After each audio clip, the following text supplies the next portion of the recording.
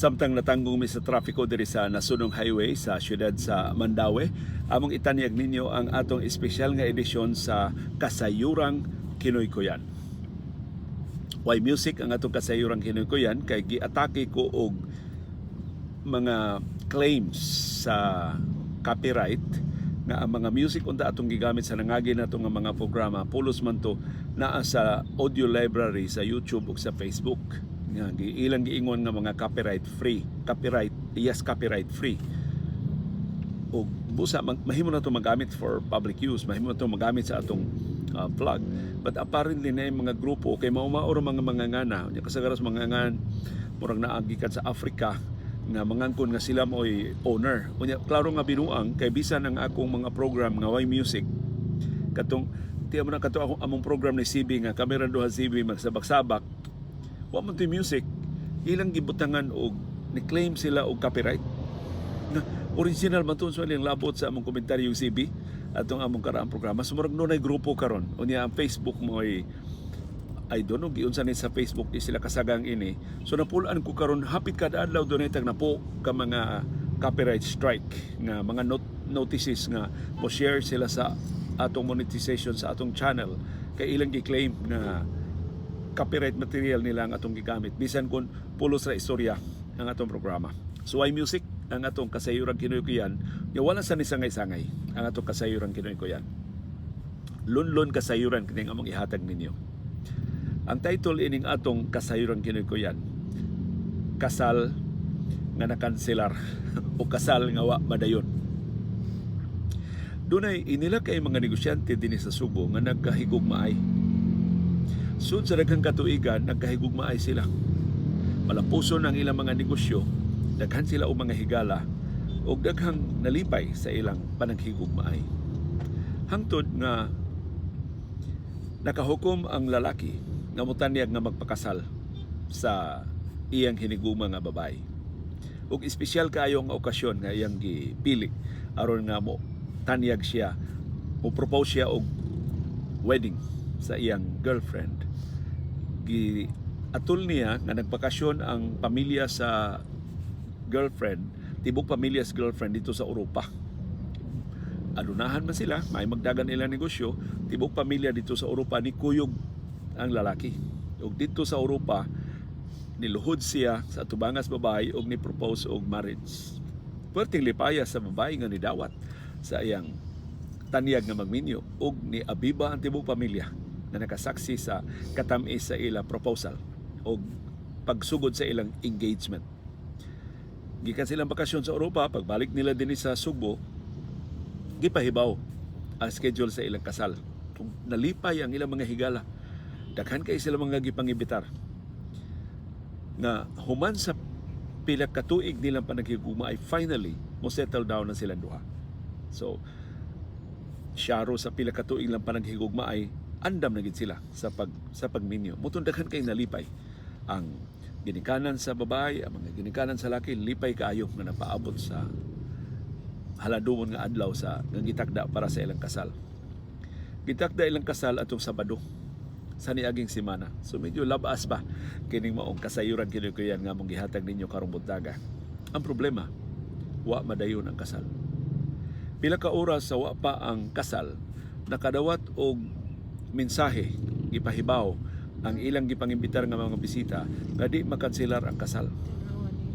Sus, kadaghan na nagpatahi og gaon, kadaghan ng non sa nurse. So a dead man, or is he just lying down?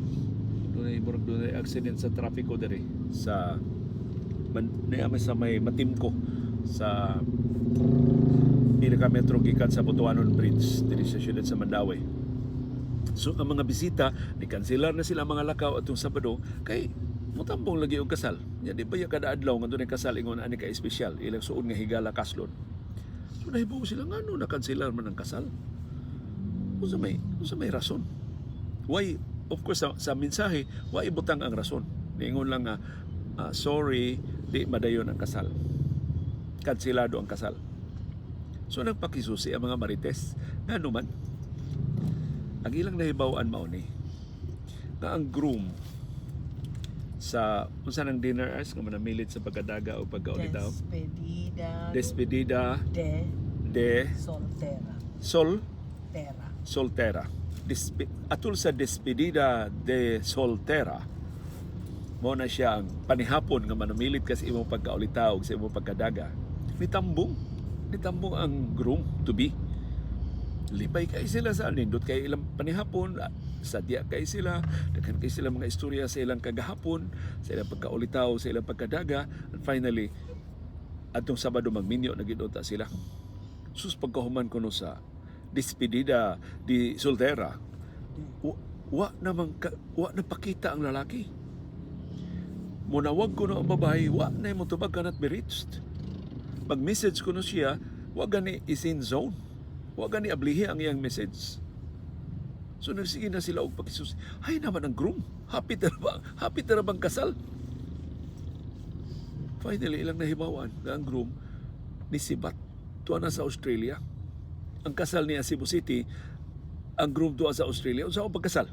Moto ni pahibaw silang kanselado ang kasal.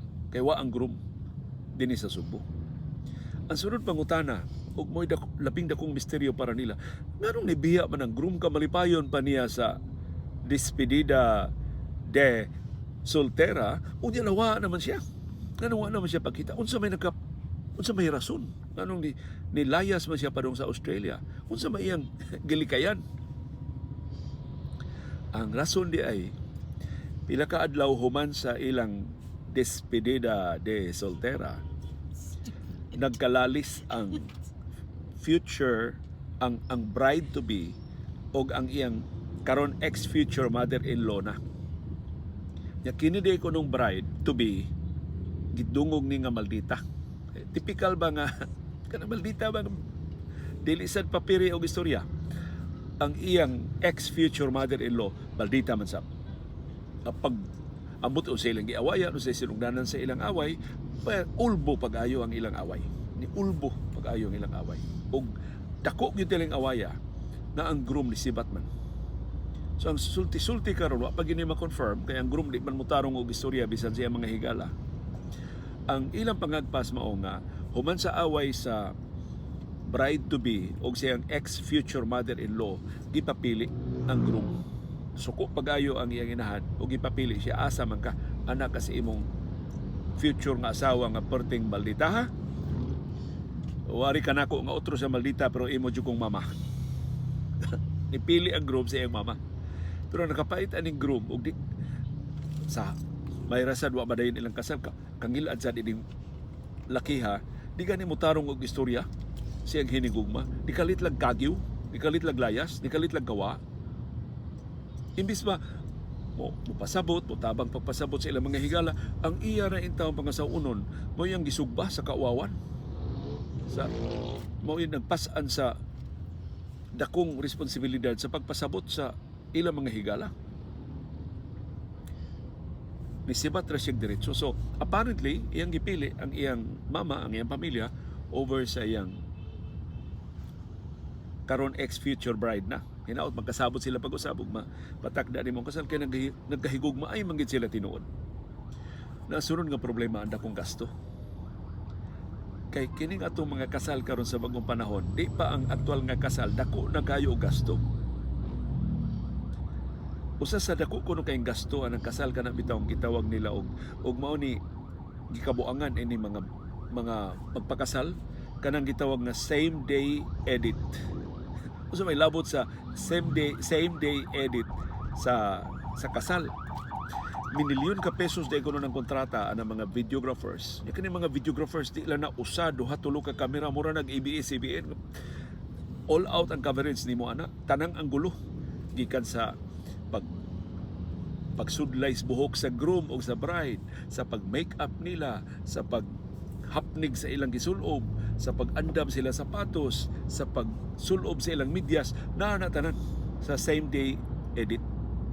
Kunya, pila na ka-teams, na i-team para sa groom, na i-team para sa bride, na i-team para sa mga inahan, sa ginikanan sa groom, sa mga parinti sa groom, na i-team para sa mga parinti sa bride.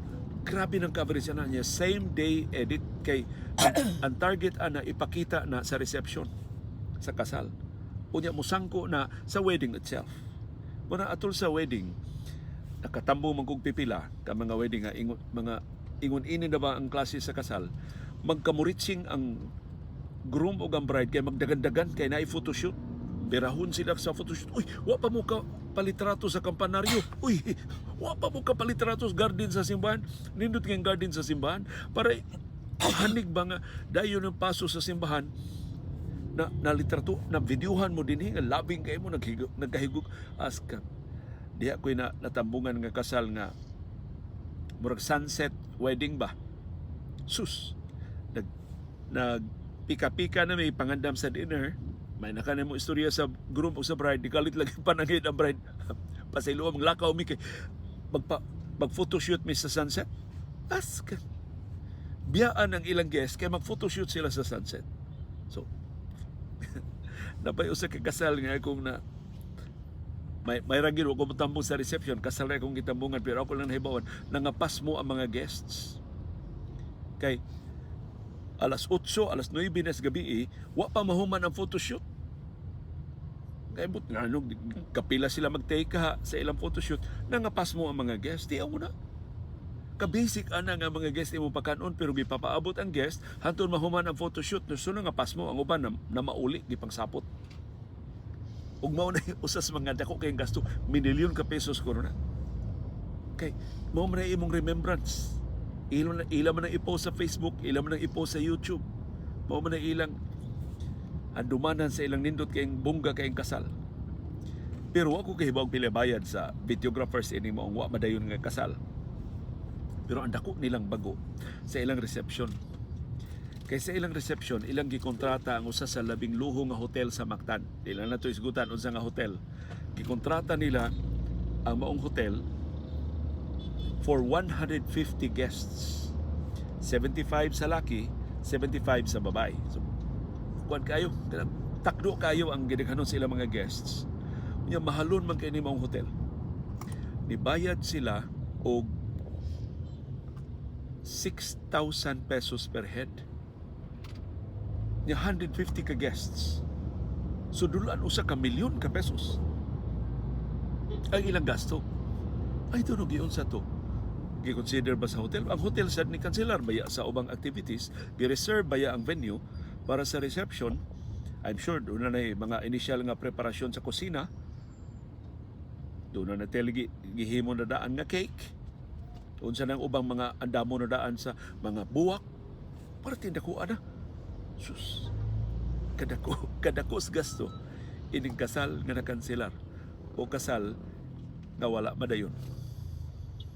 Nasa sulod higayon, mutakda mo og kasal, siguro ang inyong panghuna-huna, paminawa ang ipitik sa inyong mga kasing-kasing, andam na ba mo?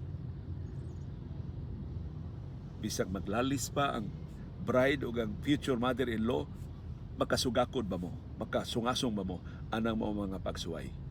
Kay kung tagdugon day kayo ng inyong relasyon, gamay ra day kayong bikil mo kagyaw dayon ang groom, ayaw lang sa among pangarisgar, ayaw sa among pangahas, kay mausik lang ang inyong dulan o sa kamilyon ka pesos ka budget.